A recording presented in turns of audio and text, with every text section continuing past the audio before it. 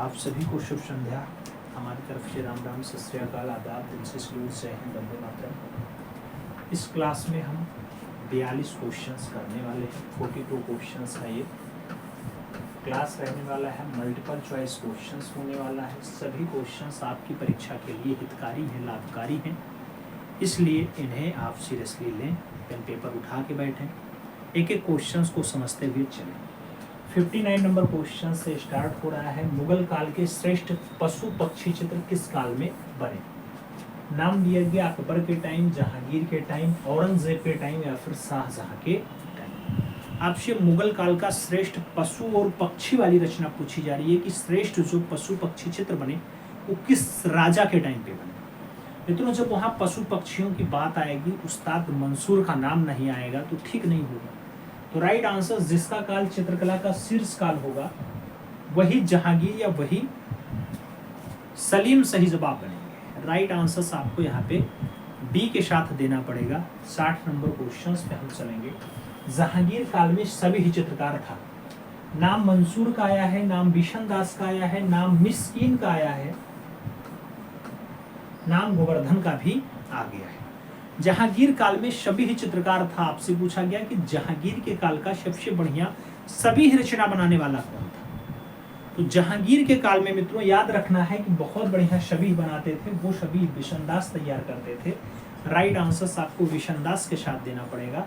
जहांगीर खुद कहता था बिशनदास से अच्छा सभी रचनाकार कोई नहीं। अगला क्वेश्चन 61 नंबर पढ़ते हैं। आपसे कह रहा है मंसूर किस चित्र में सिद्धस्त रहा है? नाम मानवाकृति के लिए है, गलियों के लिए है, पशु पक्षी और वनस्पति के लिए है या फिर व्यक्ति चित्र के लिए नाम आया है। आपसे मंसूर के बारे में पूछा गया कि मंसूर कैसा चित्रकार है। मित्रों, जब भी बात उस्ताद मंसूर की आएगी या मंसूर नक्काश की आएगी तो मंसूर नक्काश याद रखना है पशु पक्षी और वनस्पति चित्रकार हैं। राइट आंसर आपको यहाँ पे बी के साथ लगाना है। B is the right answer बना देना है।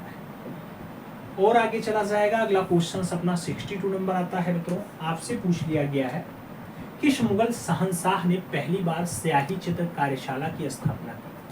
कौन से मुगल शहंशाह ने पहली बार शाही कार्यशाला की स्थापना की? नाम बाबर का है, अकबर का है, जहांगीर का है और शाहजहां का नाम आपकी स्क्रीन पे दे दिया गया। कौन सा मुगलिया जो है शहंशाह है या राजा है जो पहली बार शाही चित्रकला की स्थापना करता है? अब शाही चित्रशाला स्थापित करने में सबसे पहले जो नाम लिया जाएगा वो मुगलिया शैली का भी जन्मदाता होगा। आवाज क्लियर आ रही है मित्रों? मुगल शैली का भी जन्मदाता होगा। नाम अनपढ़ राजा अकबर के साथ आएगा। सही जवाब जो बनेगा वो सी के साथ बनेगा। तो सी इज द राइट आंसर यहाँ पे हम लगाएंगे। सी के साथ आंसर्स बनाएंगे। अगला क्वेश्चन देखते हैं। 63 नंबर है। 63 नंबर क्वेश्चन कह रहा है किस मुगल शहंशाह ने पहली बार स्याही चित्र कार्यशाला की स्थापना की? नाम बाबर का है, अकबर का है, जहांगीर का है और शाहजहां का नाम दिया गया। सेम क्वेश्चन है तो आंसर्स आप यहाँ अकबर के साथ लगा लेना। आगे चला जाएगा। 64 नंबर क्वेश्चन आपकी स्क्रीन पे है। आपसे पूछ रहा है मित्रों अकबर की चित्रशाला में कुल कितने गुजराती चित्रकार थे? अकबर की चित्रशाला में कुल कितने गुजराती चित्रकार थे? नाम 7 का आया है, 6 का आया है, 8 का आया है और 4 का नाम दे दिया गया। अकबर की चित्रशाला में आपसे गुजराती चित्रकारों की एग्जैक्ट संख्या पूछ ली गई। मित्रों, गुजराती चित्रकार 6 रहे हैं तो सही जवाब यहाँ पे सी के साथ लगाना। सी इज द राइट आंसर बना लेना। सही जवाब सी के साथ लगाते हैं। अगला क्वेश्चन 65 नंबर आता है। पूछा गया चर्चित पांडुलिपि तूतीनामा में मुगल दरबार के स्टूडियो में बने 250 लघु चित्र और 52 कथाओं का उल्लेख है। यह किसके शासनकाल का लिपिबद्ध है? नाम दिया गया तूतीनामा बाबर के काल का है, अकबर के काल का है, हुमायूं के काल का है या फिर जहांगीर के काल का है। आपसे तूतीनामा के बारे में पूछा गया। मित्रों, अगर तूतीनामा की बात आएगी तो राइट आंसर आप लोग क्या लगाओगे? जब भी बात आपके तूतीनामा की आएगी मित्रों याद रखना है तूतीनामा 103 चित्र यहाँ पे चित्रित हैं और ये अनपढ़ राजा अकबर के काल की है तूतीनामा। तोते का प्रेम प्रलाप यहाँ पे चित्रित है। तो सही जवाब अकबर बनेगा। सी के साथ राइट आंसर लग जाएगा। सी इज द राइट आंसर बना लेगा। मित्रों, आज सुबह कुछ लोग कह रहे थे पढ़ने का मन नहीं कर रहा है, पेपर होने वाला नहीं है, क्या किया जाए। आज एक इतना मार्मिक दृश्य सामने आया, सुन करके मैं भी हतप्रभ हूं। मित्रों, पिताजी कहने का तात्पर्य यह है कि जो व्यक्ति फोन किया उस व्यक्ति के पिताजी फाइनली मास्टर थे, गवर्नमेंट एम्प्लॉय में, प्राइमरी विद्यालय में मास्टर थे, प्रिंसिपल होकर के रिटायर हुए हैं। लगभग 38,000 के आसपास सैलरी है, इस टाइम पेंशन आ रही है उनकी। 5-6 भाई हैं, परिवार थोड़ा बड़ा है, सभी अपना अपना काम कर रहे हैं, लेकिन कोई गवर्नमेंट एम्प्लॉय नहीं बन पाया। और प्राइवेट में कुछ लोग सिलेक्ट हैं, कुछ लोग बहुत बेकार वाला काम किए। आज ये हाल है कि उनका बेटा तैयारी कर रहा था, तो हमने उसे मोटिवेट किया था, तैयारी करने गया था, तब भी हमने कहा था कोई ऐसा कोर्स कर लो जिससे आपको पैसे की कमी ना रहे, टाइम से पैसा आता रहे, सब बढ़िया रहेगा। तब उसको भूत सवार था हमें IAS बनना है। क्या? इंडियन एडमिनिस्ट्रेटिव सर्विसेज में जाना है, IAS बनना है। आगे पीछे IAS लिखना स्टार्ट कर दिया था, किताबों में IAS लिखा जाता था,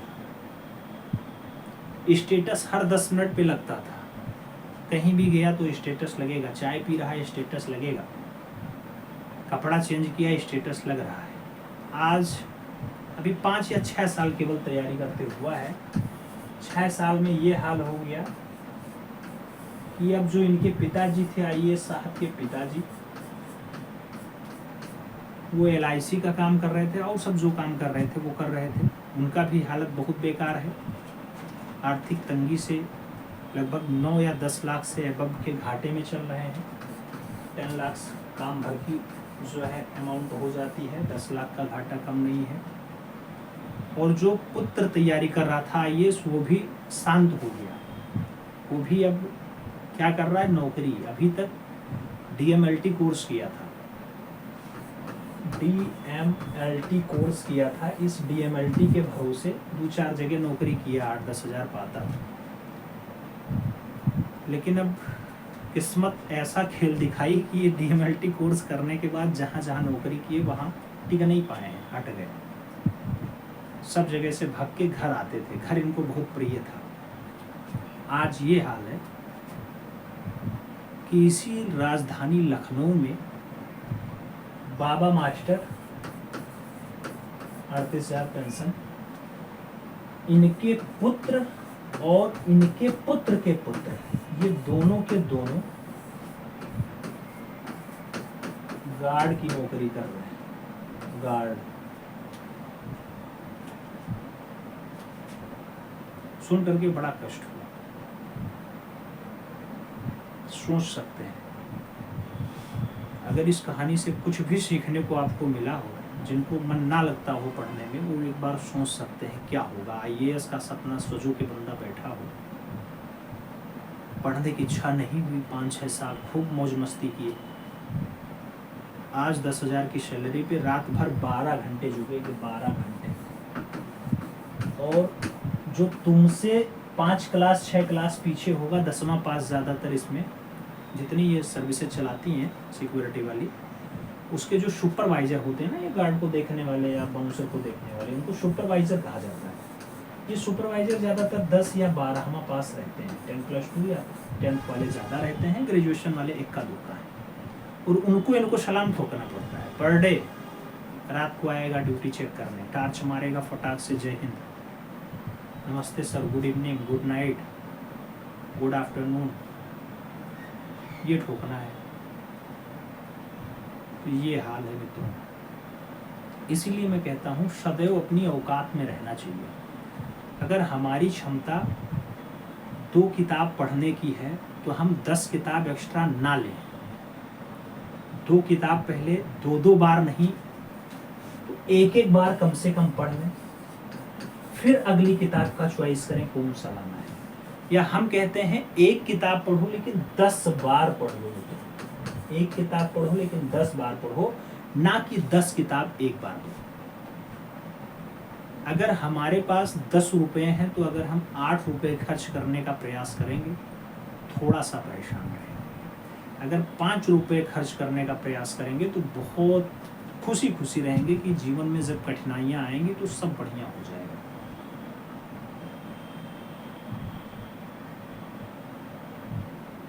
तो कल रात को मैं पूरी रात नहीं सो पाया, मैसेज आया, फिर बहुत देर तक बात हुई, 4:30 बजे रात को मैं सोया हूँ और 7 बजे उठ गया। ये हाल था। मैं यही सोचता रहा कि बाबा सरकारी टीचर, इज्जत शोहरत सब कुछ है, ये भी भाई साहब कम नहीं थे, LIC में बढ़िया एजेंट थे, ठीक ठाक पैसा कमाते थे, सब कुछ था, लेकिन ये डायरी मेंटेन अपना नहीं कर पाए कि आज हमने 10 कमाया या 5 कमाया या कुछ भी नहीं कमाया। इसलिए इतने घाटे में है कि घाटा भी पूरा करने में टाइम लग जाएगा। राम जाने इनका क्या होगा। हालांकि हमने सांत्वना ही दी है कि सब अच्छा होगा, परेशान ना हो, बढ़िया होगा, ईमानदारी के साथ काम करना। हमने ये बात वहाँ भी बोली कि ईमानदारी के साथ काम करना भाई, समय बदलते देर नहीं लगता है, बस ईमानदारी के साथ काम करते रहना, थोड़ा बहुत पढ़ते रहना। हमने ये जरूर कहा है कि एक अच्छा वाला हेडफोन या ईयरफोन या ईयरबड जो आता हो वो आप लगाओ, थोड़ा बहुत पढ़ते रहना, जो परीक्षाएं आती हैं उन्हें देते रहना, अच्छा हो जाएगा। समय परिवर्तित होते देर नहीं लगती।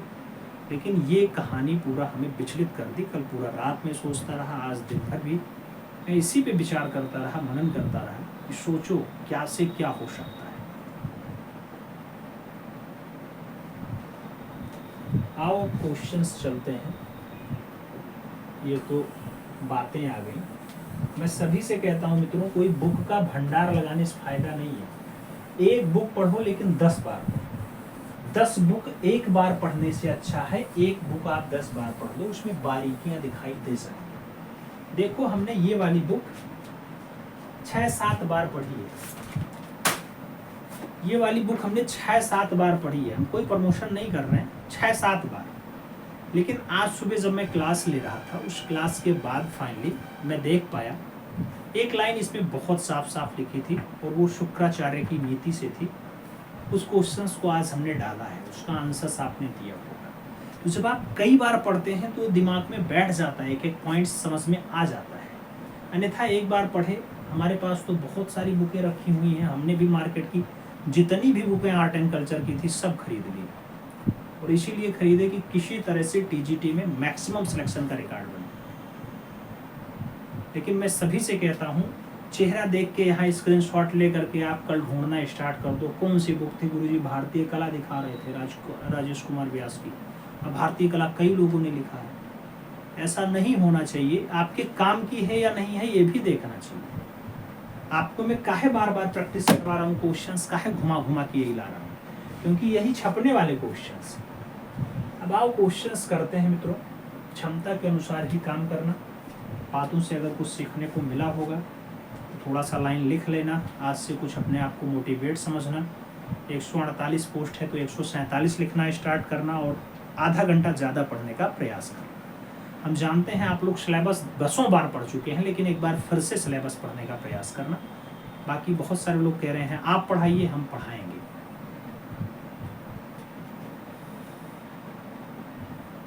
आओ 66 नंबर क्वेश्चन सॉल्व करते हैं मित्रों। कह रहा है अनवर ए सुलेही पुस्तक किसके शासनकाल में चित्रित हुई? राम जहांगीर का आ गया, शाहजहां का आ गया, अकबर का आ गया और हुमायूं का नाम दे दिया गया। अनवर ए सुलेही पुस्तक किसके शासनकाल में चित्रित होती है आपको बताना है। जब इसमें चित्र रचना की बात आती है मित्रों तो याद रखना जो नगाड़ा बजाने में प्रवीण है वही राजा सही जवाब बनेगा। सही जवाब अकबर के साथ बनेगा। B is the right answers लगाएंगे।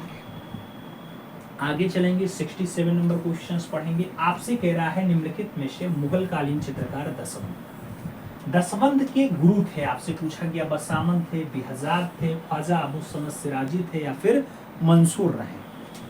मित्रों आपसे पूछा गया है कि चित्रकार है दसवंत। दसवंत के कला गुरु का नाम क्या होता है? अगर हम दसवंत के कला गुरु का नाम ढूंढते हैं मित्रों तो सही जवाब क्या बनता है? दसबंद के कला गुरु का नाम ख्वाजा अबू शमस सिराजी होता है मित्रों। तो राइट आंसर आप ख्वाजा अबू शमस सिराजी के साथ यहाँ पे बनाना। आगे चला जाएगा। अगला क्वेश्चन 68 नंबर पढ़ा जाएगा। आपसे कह रहा है कबीर और रैदास को किसने चित्रित किया था? कबीर और रैदास को किसने चित्रित किया था? नाम दिया गया उस्ताद फकीरुल्लाह खान ने किया था, मंसूर ने किया था, निहाल चंद ने किया था, या फिर विचित्र के द्वारा किया गया। कबीर और रैदास को चित्रित करने का काम किसका रहा मित्रों? अगर कबीर और रैदास की बात आती है तो उसको चित्रित करने में उस्ताद का नाम आएगा और उस्ताद का नाम फकीरुल्लाह खान है। तो राइट आंसर फकीरुल्लाह खान बनेगा। 69 नंबर क्वेश्चंस पे चलेंगे। मुगल लघु चित्र शैली का क्षेत्रीय रूप जो प्रांतीय मुगल है अवध वर्तमान में स्थान से संबंध रखता है। क्या अवध का संबंध अयोध्या से है, दिल्ली से है, आगरा से है, या फिर लखनऊ से है? मित्रों आपसे मुगल लघु चित्र शैली का क्षेत्रीय रूप आता है जो प्रांतीय मुगल या अवध के नाम से जानी जाती है। उस अवध का संबंध कहाँ से जोड़ते हैं? तो जब भी अवध की बात आएगी, इतिहास आपने पढ़ा है, अवध के नवाब तो तुरंत वाजिद अली शाह का नाम या फिर बेगम हजरत महल का नाम आता था। तो लखनऊ के नवाब राइट आंसर डी के साथ बनेगा। D is the right answer.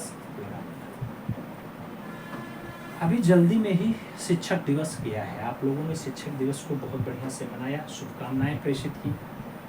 जो लोग कहीं ट्यूशन भी पढ़ा रहे होंगे, होम ट्यूशन भी देते होंगे, या कहीं कोचिंग छोटी सी भी डाले होंगे, 10-15 बच्चे आते होंगे, ट्यूट करते होंगे, उनको भी ज़्यादा नहीं तो 10-15 कलम और नहीं ज़्यादा तो 15-20 लोग सर जी नमस्ते किए होंगे, दंडवत किए होंगे। सम्मान बहुत है मित्रों, लेकिन जब ईमानदारी के साथ पढ़ोगे, समाज को जागृत करने का प्रयास करोगे, आईना दिखाओगे तो नमस्ते करने वाले मिलेंगे, अन्यथा लेबर वर्ग तो बहुत ज़्यादा बैठा हुआ है।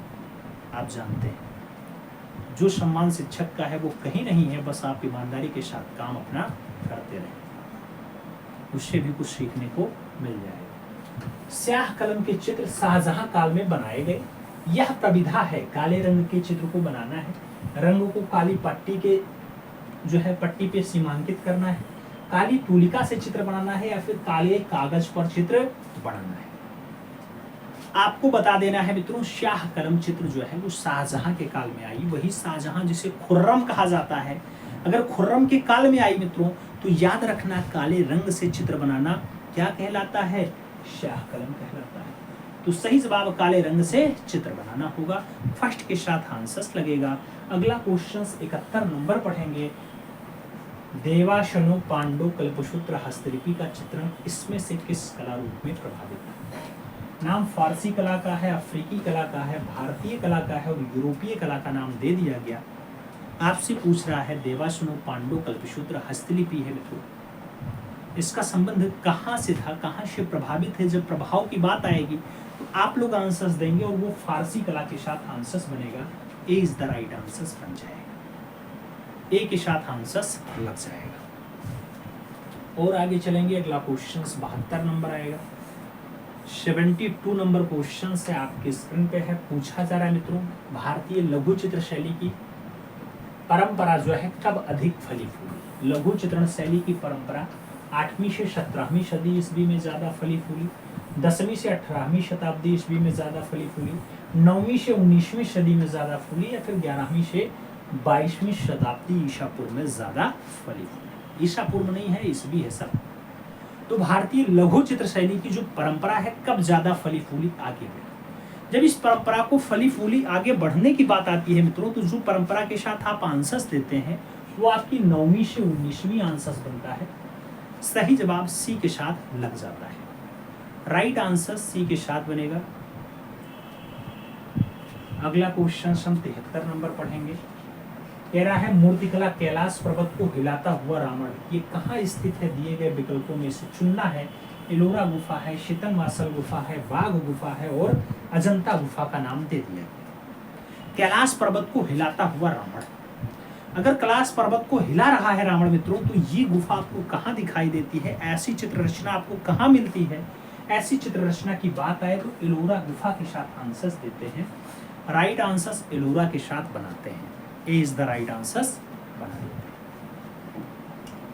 First is the right answers लगाना। अगला क्वेश्चन हम 74 नंबर पढ़ेंगे। आपसे पूछ रहा है मित्रों, पुस्तक अजंता म्यूरल्स के लेखक कौन है? अजंता म्यूरल्स के लेखक क्या जॉन ग्रिफिथ्स हैं, अजीत घोष जी हैं, मुकुल चंडेल जी हैं या फिर बीएन गोस्वामी जी हैं? आपसे पूछ रहा है अजंता म्यूरल्स पुस्तक का राइटर कौन है। अगर अजंता म्यूरल्स की बात आती है मित्रों, तो आप भी जानते हैं कि जो अजंता म्यूरल्स रचना है, इसको लिखने का काम जो है अजीत घोष का रहा है। तो हम राइट आंसर्स अजीत घोष के साथ देंगे, फर्स्ट के साथ राइट आंसर्स यहाँ पे बना लेंगे। ए इज द राइट आंसर्स लगाएंगे। 75 नंबर क्वेश्चंस पे चलेंगे। पूछा गया अजंता की सर्वप्रथम बनी प्रतिलिपि कहाँ प्रदर्शित हुई? नाम जहांगीर आर्ट गैलरी मुंबई का है, भारत कला भवन वाराणसी का है, क्रिस्टल पैलेस इंग्लैंड का है और इनमें से कोई नहीं का नाम दे दिया गया। आपसे कह रहा है अजंता की सर्वप्रथम बनी प्रतिलिपि कहाँ प्रदर्शित हुई है मित्रों।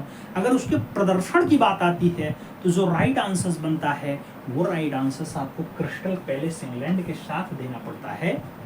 सही जवाब आप क्रिस्टल पैलेस इंग्लैंड लगाएंगे, सी के साथ इसमें से सही जवाब बनाएंगे। आगे चलेंगे। 76 नंबर क्वेश्चन से आपसे कह रहा है छंदक जातक की कथा का वर्णन है। छंदक जातक की कथा का वर्णन है, गुफा नंबर 1 में है, गुफा नंबर 3 में है, गुफा नंबर 10 में है या फिर गुफा नंबर 9 में है। छंदक जातक की कथा का वर्णन जो हमें दिखाई देता है मित्रों, वो कथा का वर्णन हमें फाइनली गुफा नंबर 10 में दिखाई देता है।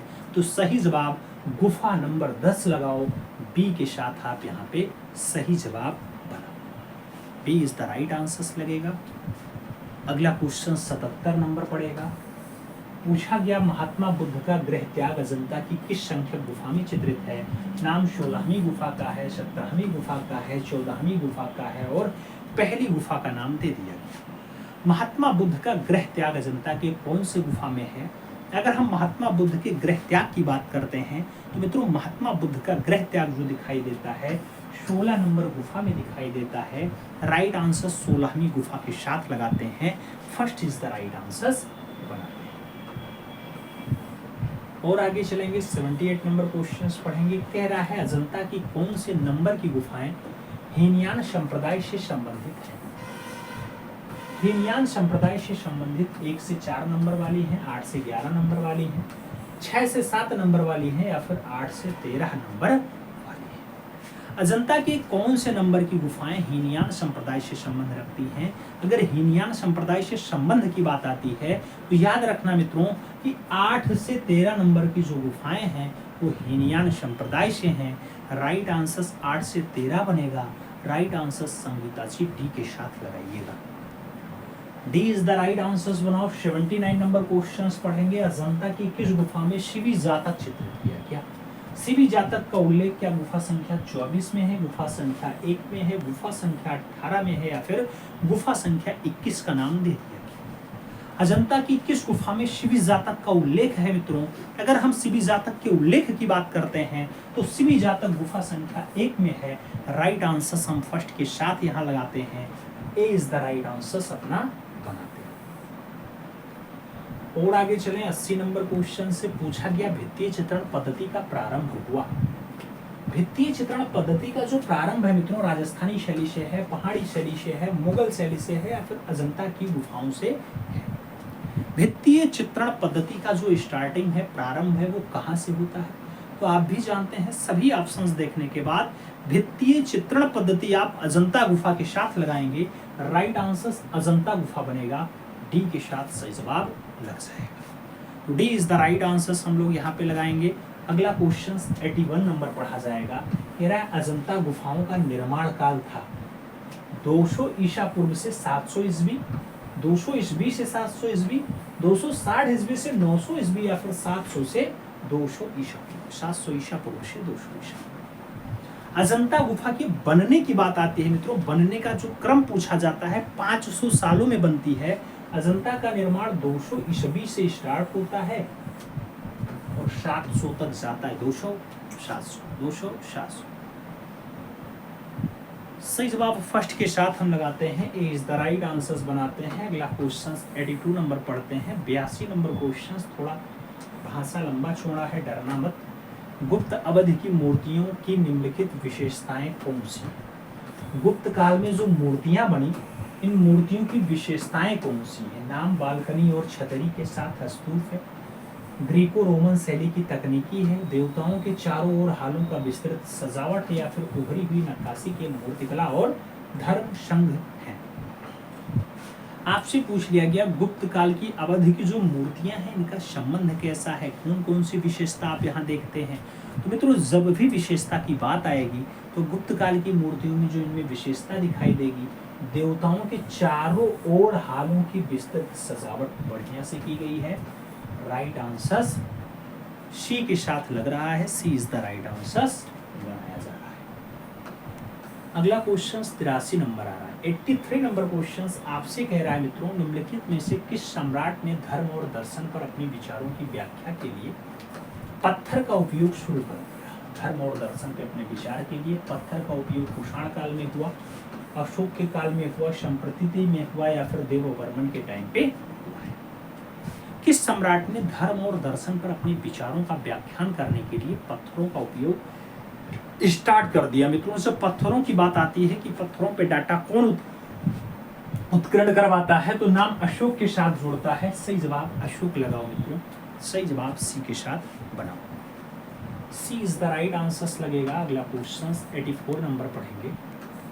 84 नंबर क्वेश्चन कह रहा है भारतीय वास्तुकला में सर्वप्रथम मेहराब युक्त प्रवेश द्वार कहाँ मिला है?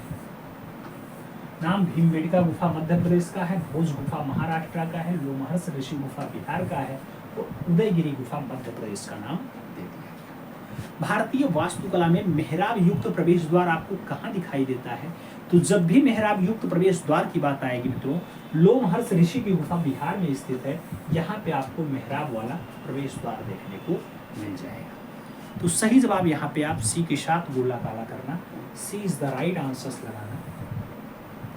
अगला क्वेश्चन 85 नंबर देखेंगे। कह रहा है पटना का यक्ष और दीदारगंज की यक्षी, ये बनाई गई है दीदारगंज की यक्षी और पटना का यक्ष चुनार सैंडस्टोन से, लाल सैंडस्टोन से, या फिर संगमरमर से।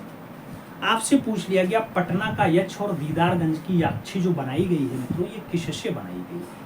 जब इसके बनाने की बात आएगी मित्रों तो क्या उपयोग किया गया? चुनार जो आपका मिर्जापुर में है वहां का सैंडस्टोन यूज किया गया मित्रों। तो सही जवाब चुनार का सैंडस्टोन लगाओ, फर्स्ट के साथ आप आंसर लगाओ, ए इज द राइट आंसर बनाओ। अगला क्वेश्चन अपना 86 नंबर आता है। 86 नंबर क्वेश्चन, बौद्ध वास्तुकला में चैत्य क्या है? मित्रों आपसे पूछ रहा है कि बौद्ध वास्तुकला में चैत्य क्या है।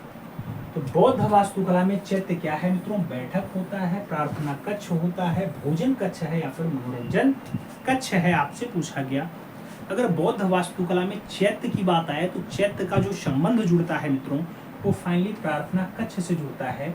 चैत्य का संबंध प्रार्थना कक्ष से है, और बिहार का संबंध जो है वो निवास स्थल से है। इसको शंखाराम भी कहा जाता है। आगे चला जाए। अगला क्वेश्चन अपना 87 नंबर आता है। 87 नंबर क्वेश्चन से आपसे कह रहा है मित्रों, इनमें से किस युग में अमरावती स्तूप का निर्माण हुआ?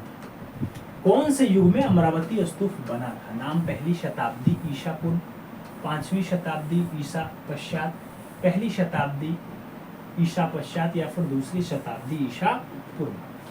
आपसे पूछा गया कि अमरावती स्तूप का निर्माण कब हुआ। मित्रों अगर अमरावती स्तूप के निर्माण की बात आती है, बनने की बात आती है, तो कब इसे आप बनाएंगे? सही जवाब बनेगा दूसरी शताब्दी ईसा पूर्व। तो राइट आंसर यहाँ पे आप डी के साथ गोला काला करना, D is the right answer बनाना। आगे 88 नंबर क्वेश्चन से आपसे कह रहा है शिवा मोहर पर इनमें से क्या नहीं उकेरा गया है? क्वेश्चंस को आराम से पढ़ना तो समझ में आएगा। शिवा मोहर पे गैंडा नहीं उकेरा है, भैंसा नहीं उकेरा है, घोड़ा नहीं उकेरा है, या फिर हाथी नहीं उकेरा है। अगर शिवा पे बात करते हैं मित्रों तो याद रखना शिवा मोहर पे फाइनली आपके घोड़ा का उल्लेख नहीं है, घोटक नहीं है, बाकी सभी ऑप्शंस हैं। तो सही जवाब घोटक लगाओ मित्रों, है लगाओ, घोड़ा लगाओ, ये सब पर्यायवाची है। राइट आंसर बी के साथ बनेगा, B is the right answer लगाना। अगला क्वेश्चन 89 नंबर पढ़ते हैं। आपसे कह रहा मोहनजोदड़ो के खंडहर किस नदी के तट पे पाए जाते हैं? मोहनजोदड़ो के जो खंडहर हैं कौन सी नदी के तट पे हैं? सिंधु है, सरस्वती है, नर्मदा है या फिर रावी? आपसे पूछा गया मोहनजोदड़ो के खंडहर कौन सी नदी के तट पे पाए जाते हैं। जब नदी का तट आपसे पूछा जाए तो आप भी जानते हैं मोहनजोदड़ो मृतकों का टीला कहलाता है और सिंधु नदी के किनारे। तो सही जवाब खंडहर सिंधु के साथ बनेगा, ए के साथ राइट आंसर लगेगा। ए इज द राइट आंसर बनाएंगे। 90 नंबर क्वेश्चन पढ़ेंगे। मोहनजोदड़ो स्नानागार के पूर्व दिशा में स्थित स्तूप का निर्माण किस काल में किया गया? नाम कुषाण काल का है, मौर्य काल का है, शुंग काल का है और सातवाहन काल का नाम दे दिया गया। आपसे पूछ रहा है मोहनजोदड़ो का जो स्नानागार है पूर्व दिशा में है, इसका पूछा गया स्तूप का निर्माण किस काल में हुआ है। अगर ऐसे स्तूप की बात करते हैं तो कुषाण टाइम पीरियड का है मित्रों, राइट आंसर कुषाण काल बनेगा। ए के साथ अपना सही जवाब लग जाएगा। First is the right answer बन जाएगा। 91 नंबर क्वेश्चंस पे चलेंगे। पूछा गया मोहनजोदड़ो से प्राप्त वस्तुओं में सर्वाधिक रोमांचक नर्तकी की मूर्ति है, वह किस पदार्थ की बनी हुई है? आपको बताना है। नाम सिलखड़ी का है, कांसा का है, मिट्टी का है और ताम्र का नाम दे दिया गया। आपसे पूछ लिया गया मित्रों कि मोहनजोदड़ो से प्राप्त जो नर्तकी है, नर्तकी की मूर्ति कौन से पदार्थ की बनी हुई है? जब हम फाइनली पदार्थ की बात करते हैं तो आप भी जानते हैं कि डांसिंग गर्ल आपके कांसा की बनी हुई है, तो राइट आंसर आपका कांसा बनेगा। सही जवाब कांसा के साथ लगेगा। सी के साथ आप यहाँ राइट आंसर बनाएंगे। सी इज द राइट आंसर लगा लो। 92 नंबर क्वेश्चंस पढ़ेंगे। कह रहा है सिंधु घाटी में पाई गई मोहरों में प्रायः कौन सा रूपांकन द्रष्टव्य होता है? नाम दिया गया बैल दिखाई देता है, मगरमच्छ दिखाई देता है, मृग दिखाई देता है या फिर हाथी दिखाई देता है। सिंधु घाटी में पाई गई मोहरों में प्रायः कौन सा जो है आपका रूपांकन दिखाई देता है? जब उसमें रूपांकन की बात आएगी मित्रों तो आप भी जानते हैं कि वहां रूपांकन यूनिकॉर्न बैल का है, तो बैल या फिर एक सींग वाला बैल मित्रों याद रखना, या यूनिकॉर्न बैल इसी को कहा जाता है। इसका अंकन बहुतायत मात्रा में है। राइट आंसर फर्स्ट के साथ लगेगा। ए इज द राइट आंसर बन जाएगा। अगला क्वेश्चन 93 नंबर आएगा। पूछा जा रहा है बाढ़ से मोहनजोदड़ो कितनी बार नष्ट हुआ? बाढ़ से मोहनजोदड़ो कितनी बार नष्ट हुआ? नाम 6 से अधिक बार, 7 से अधिक बार, 4 से अधिक बार या फिर 2 से अधिक बार का ऑप्शन दिया गया है। बाढ़ से मोहनजोदड़ो की नष्टता की बात आए तो इसमें जो सबसे बड़ा ऑप्शन हो ज्यादा वाला, सही जवाब 7 बार लगेगा। 7 से अधिक बार आंसर जाएगा। सी के साथ हम यहाँ राइट आंसर लगाएंगे। सी इज द राइट आंसर बनाएंगे। आगे 94 नंबर क्वेश्चन पढ़ेंगे। कह रहा है हड़प्पा संस्कृति संदर्भ में रॉक कट आर्किटेक्चर किस जगह पाया गया? नाम लोथल का है, धौलावीरा का है, माउंट गोमरू का है और कौली बंगा का नाम दे दिया गया। रॉक कट आर्किटेक्चर हड़प्पा संस्कृति में कहाँ से विद्यमान होता है, कहाँ से प्राप्त होता है? जब भी आपके रॉक कट की बात आएगी ऑप्शंस में आप धौलावीरा आंसर ढूंढना और राइट आंसर धौलावीरा के साथ काला कर लेना। और आगे चला जाए मित्रों 95 नंबर क्वेश्चन से। बहुत प्यारा क्वेश्चन है मित्रों। आपसे पूछ रहा है हड़प्पा सभ्यता इनमें से किसके लिए प्रसिद्ध है? हड़प्पा सभ्यता इसमें से किसके लिए प्रसिद्ध है? नाम पट चित्र का है, गुफा के चित्र का है, ईंटों का उपयोग है या फिर लघु चित्रकारी। हड़प्पा सभ्यता इनमें से किसके लिए फेमस है मित्रों? अगर हड़प्पा सभ्यता के प्रसिद्धि की बात करते हैं तो जो प्रसिद्धि है मित्रों वो आपकी ईंटों के उपयोग के लिए आती है। उस टाइम पक्की ईंटों के घर और पक्की ईंटों के चौड़े सड़क दिखाई देते थे। सही जवाब ईंटों का उपयोग बनेगा मित्रों। बी के साथ आंसर लग जाएगा। और आगे बढ़ेंगे 96 नंबर पढ़ेंगे। आपसे कह रहा है मित्रों सिंधुवासी किस वृक्ष की पूजा करते थे? नाम दे दिया गया पीपल का वृक्ष, बरगद का वृक्ष, नाम नीम का वृक्ष है और शमी का वृक्ष आपके स्क्रीन पे है। सिंधुवासी कौन से वृक्ष को पूजते मित्रों? अगर पूजने की बात आएगी कौन सा वृक्ष पूजा जाता था सिंधु घाटी सभ्यता में, तो आप भी जानते हैं कि पीपल वृक्ष पूजा जाता था। जब भगवान की बात आती है तो भगवान में क्या नाम आता है आप लोग कमेंट बॉक्स में बताना। 97 नंबर क्वेश्चंस पढ़ेंगे। 2 पहिए वाली कांसा की 3 बैलगाड़ियां कहां से प्राप्त हुई हैं? नाम मेसोपोटामिया का है, मिस्र का है, सिंधु का है और उपयुक्त में से कोई नहीं का नाम दिया गया। भगवान के बारे में किसी ने लिखा? चलो राम बाबू जी ने लिख दिया है। बहुत बढ़िया, सुषमा जी ने भी लिखा है भगवान पशुपति होते हैं और वृक्ष पीपल होता है। अब बताओ, दो पहिए वाली कांसा की 3 बैलगाड़ियों का साक्ष्य कहां से मिला है? आपको ऑप्शंस दे दिया गया कि दो पहिया वाली, सबसे पहले तो ये ध्यान रखना, दो पहिया होनी चाहिए, कांसा की होनी चाहिए, 3 बैलगाड़ियों का साक्ष्य मित्रों और सिंधु से प्राप्त होता है। तो राइट आंसर यहाँ सिंधु लगाना पड़ेगा, बी के साथ आपको सही जवाब बनाना पड़ेगा। आगे चला जाए, अपना अगला क्वेश्चन 98 नंबर देखा जाता है। 98 नंबर क्वेश्चन से कह रहा है प्राचीन भारतीय चित्रकला के षडंग में वर्ण के लिए निम्नलिखित में से किस शब्द का प्रयोग हुआ है? नाम लावण्य योजना है, वर्णिका भंग है, सादृश्य है और प्रमाण का नाम दे दिया गया। प्राचीन भारतीय चित्रकला में षडंग में वर्ण के लिए कौन से शब्द का उपयोग किया जाता है? अगर वर्ण की बात आती है मित्रों, तो वर्ण के लिए आप भी जानते हैं कि यहाँ पे वर्णिका भंग, वर्ण का ही भंग होता है, यानी रंगों का आपसी तालमेल होता है। लाल के साथ पीला बिठाएं कि काला बिठाएं कि नीला के साथ काला बिठाएं, यही वर्णिका भंग है। तो सही जवाब वर्ण के लिए षडंग में रूप भेदा प्रमाणानि भाव लावण्य योजनम सदृश्य वर्णिका भंगम इति चित्र षडांगकम। तो वर्णिका भंग में फाइनली वर्णों के बारे में, रंगों के बारे में आता है। 10 नंबर क्वेश्चन से भारत का कौन सा पुरातात्विक स्थल मुर्दों का टीला के रूप में विख्यात है? नाम धौलावीरा आया है, तरखान वाला ढेरा आया है, कालीबंगा आया है और मोहनजोदड़ो का नाम दे दिया है। भारत में कौन सा पुरातात्विक स्थल है जो मुर्दों का टीला के रूप में जाना जाता है?